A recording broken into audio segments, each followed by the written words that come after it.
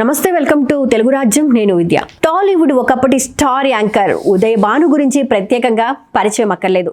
చిన్న పెద్ద అనే తేడా లేకుండా తన మాటలతో ప్రతి ఒక్కరిని అలరిస్తూ యాంకర్గా తనకంటూ ఒక ప్రత్యేకమైన గుర్తింపుని ఏర్పరచుకుంది ఉదయ్ భాను.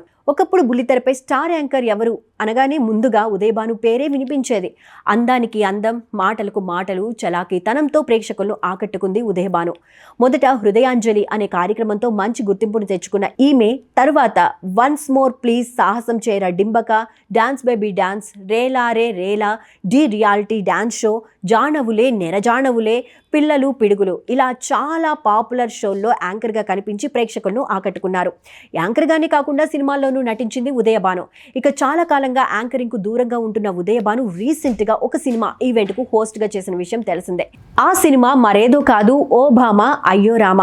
సుహాస్ హీరోగా నటించిన ఈ సినిమా ప్రీ రిలీజ్ ఈవెంట్కు ఉదయ్ భాను హోస్ట్గా వ్యవహరించారు. ఈ సందర్భంగా ఉదయ్ భాను చేసిన వ్యాఖ్యలు ప్రస్తుతం సోషల్ మీడియాలో వైరల్గా మారాయి. ఈ ప్రీ రిలీజ్ ఈవెంట్కు హాజరైన విజయ్ కనకమేడల మాట్లాడుతూ ఉదయ్ భాను గారు చాలా రోజుల తర్వాత యాంకరింగ్ చేస్తున్నారు అని అన్నారు. దాంతో ఉదయ్ భాను మాట్లాడుతూ ఇదొక్కటే చేశానండి, మళ్ళీ చేస్తానో లేదో గ్యారంటీ లేదు.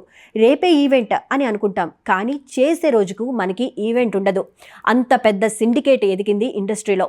హీరో సుహాస్ మా బంగారం కాబట్టి ఏదో చేయగలిగాం, మనసులో మాట కాబట్టి చెప్తున్నా అంటూ ఉదయ్ భాను అసహనం వ్యక్తం చేశారు.